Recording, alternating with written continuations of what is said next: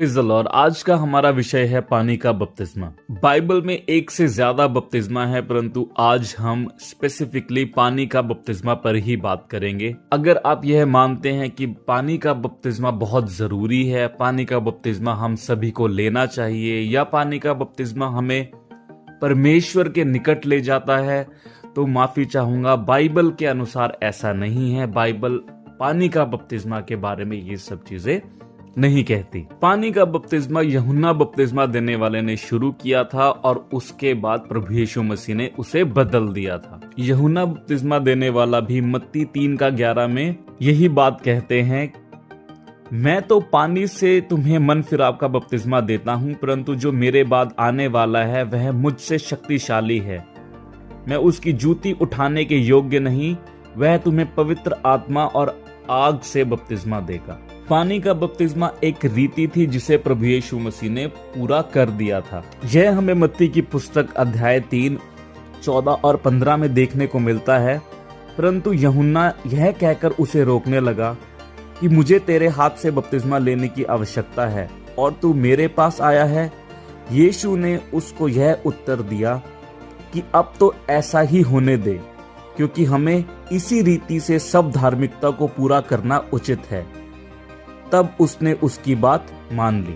अब यदि कोई यह कहता है कि पानी का बपतिस्मा लेने से हमें पवित्र आत्मा मिलती है, तो बाइबल के अनुसार ऐसा बिल्कुल नहीं है।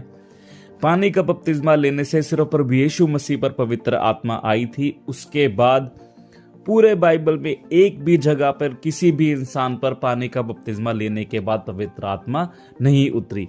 भले वो चेले हो, भले वो कोई व्यक्ति हो, एक पर भी पवित्र आत्मा नहीं उतरा पानी का बपतिस्मा लेने के बाद। यही चीज हम देख सकते हैं प्रेरितों के काम अध्याय 8, 14, 15 और 16 में।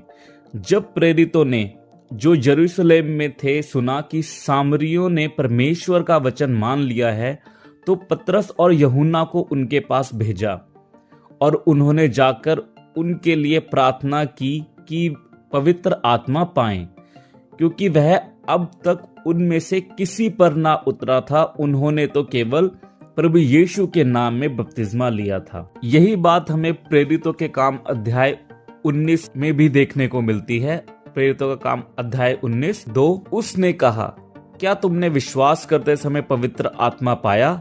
उन्होंने उससे कहा, हमने तो पवित्र आत्मा की चर्चा भी नहीं सुनी। उसने उनसे कहा, तो फिर तुमने किसका बपतिस्मा लिया? उन्होंने कहा, यूहन्ना का बपतिस्मा। पौलुस ने कहा, यूहन्ना ने यह कहकर मन फिराव का बपतिस्मा दिया कि जो मेरे बाद आने वाला है उस पर, अर्थात यीशु पर विश्वास करना। यह सुनकर उन्होंने प्रभु यीशु के नाम का बपतिस्मा लिया, और जब पौलुस ने उन पर हाथ रखे तो उन पर पवित्र आत्मा उतरा और वे भिन्न भिन्न भाषा बोलने और भविष्यवाणी करने लगे। इन दो वचनों से हमें साफ साफ पता चलता है कि पानी के बपतिस्मा से पवित्र आत्मा नहीं प्रदान हुई लोगों को। अभी हम चलते हैं उन वचनों की तरफ जहां पानी का बपतिस्मा नहीं लिया, परंतु पवित्र आत्मा फिर भी उन्हें मिली। लूका की पुस्तक अध्याय 1:41, जो ही इलिशिबा ने मरियम का नमस्कार सुना, त्यों ही बच्चा उसके पेट में उछला और इलिशिबा पवित्र आत्मा से परिपूर्ण हो गई। इसी में आगे चलते हुए लूका 1:66 पढ़ते हैं, और सब सुनने वालों ने अपने अपने मन में विचार करके कहा, यह बालक कैसा होगा, क्योंकि प्रभु का हाथ उसके साथ था। और उसका पिता जकरिया पवित्र आत्मा से परिपूर्ण हो गया और भविष्यवाणी करने लगा। यही सेम बात हमें प्रेरितों के काम अध्याय 10:43 में भी देखने को मिलती है। अभी यहाँ पतरस कुरनेलियुस के घर पहुंचा है और वो उन्हें वचन सुनाना शुरू कर रहा है। अभी तक उन्हें बपतिस्मा नहीं लिया है उन्होंने। प्रेरितों के काम अध्याय 10:43, उसकी सब भविष्यद्वक्ता गवाही देते हैं कि जो कोई उस पर विश्वास करेगा उसको उसके नाम के द्वारा पापों की क्षमा मिलेगी। पतरस ये बातें कह ही रहा था कि पवित्र आत्मा वचन के सब सुनने वालों पर उतर आया। तो यहाँ पतरस उन्हें वचन सुना ही रहा था और वचन सुनते ही उनके ऊपर पवित्र आत्मा आ गया। उम्मीद करता हूँ कि अभी तक ये चीज तो बिल्कुल क्लियर हो गई होगी कि पानी के बपतिस्मा से पवित्र आत्मा का कोई भी लिंक नहीं है हमारे लिए। वो प्रभु यीशु मसीह पर ही एक समय पर उतरा पानी के बपतिस्मा द्वारा। उसके बाद पानी का बपतिस्मा को प्रभु यीशु मसीह ने उस रीति को पूरा कर दिया और उसके बाद अब वो उस रीति से किसी और के ऊपर नहीं उतरता। अब बहुत से यह विश्वास करते हैं कि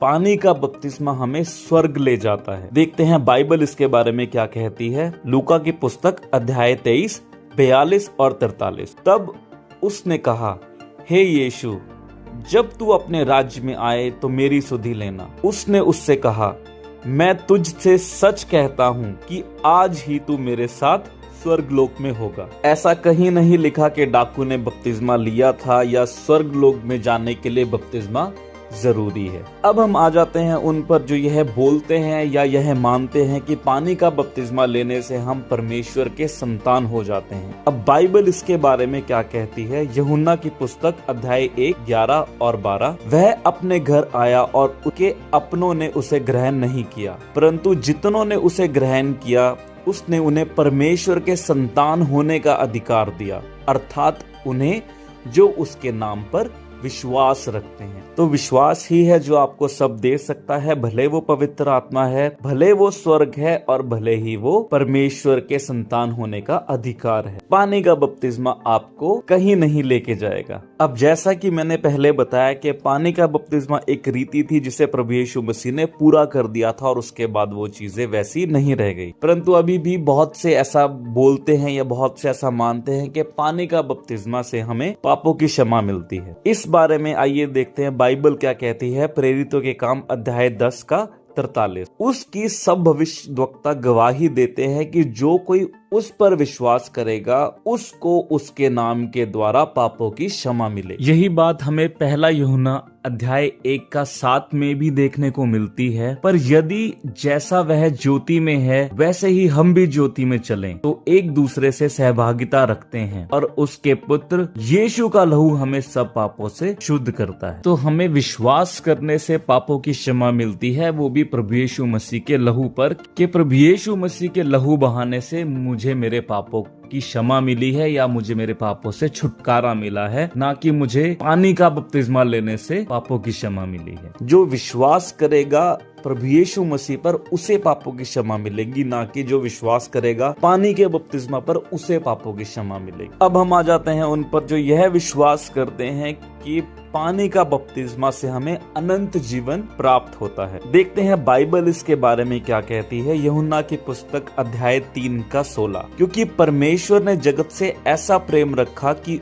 उसने अपना इकलौता पुत्र दे दिया, ताकि जो कोई उस पर विश्वास करे वह नाश ना हो परंतु अनंत जीवन पाए। विश्वास ही है हर जगह पे, जहाँ पे भी आप पढ़ेंगे विश्वास ही है जो आपको सब चीजों की ओर ले जाएगा। यही सेम बात हमें यूहन्ना की पुस्तक अध्याय 3 का 36 में भी देखने को मिलती है। जो पुत्र पर विश्वास करता है अनंत जीवन उसका है, परंतु जो पुत्र को नहीं मानता वह जीवन को नहीं देखेगा, परंतु परमेश्वर का क्रोध उस पर रहता है। अब बहुत से यह मानते हैं कि पानी का बपतिस्मा लेने से हमें जीवन की प्राप्ति होती है, परंतु देखते हैं कि बाइबल इस चीज के बारे में क्या कहती है। यूहन्ना 20 का 31। परंतु ये इसलिए लिखे गए हैं कि तुम विश्वास करो कि यीशु ही परमेश्वर का पुत्र मसीह है और विश्वास करके उसके नाम से जीवन पाओ। अब बहुत से यह मानते हैं या यह कहते हैं कि पानी का बपतिस्मा से हमारा उद्धार होता है। आइए बाइबल इसके बारे में क्या कहती है वह देख लेते हैं।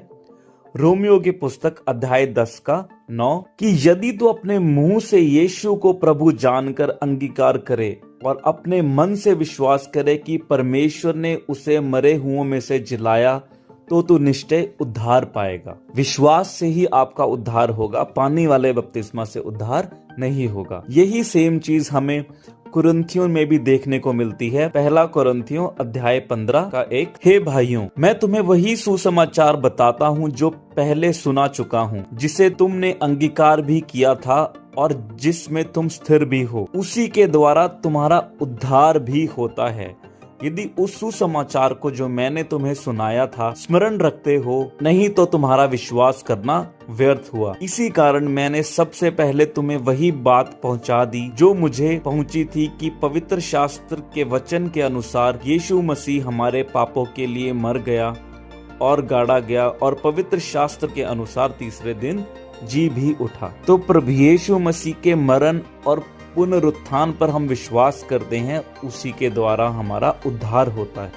इसी के साथ उम्मीद करता हूं कि पानी के बपतिस्मा को लेकर आपके जो भी प्रश्न थे या जो भी डाउट थे वो क्लियर हो गए होंगे। प्लीज पानी के बपतिस्मा पर विश्वास मत कीजिए, वो आपको कहीं नहीं ले जाएगा। सिर्फ प्रभु यीशु मसीह पर विश्वास करना जरूरी है और वही अनंत जीवन है। उसी के थ्रू आप सब चीजें कर सकते हो या सब चीजें पा सकते हो। यदि आप पानी का बपतिस्मा लेते हैं तो भी कुछ फर्क नहीं पड़ता, अगर नहीं लेते तो भी कुछ फर्क नहीं पड़ता, अगर आपने लिया भी हुआ है तो भी कुछ फर्क नहीं पड़ता, क्योंकि पानी का बपतिस्मा से बाइबल के अनुसार कुछ भी नहीं होता, जो कि सच है।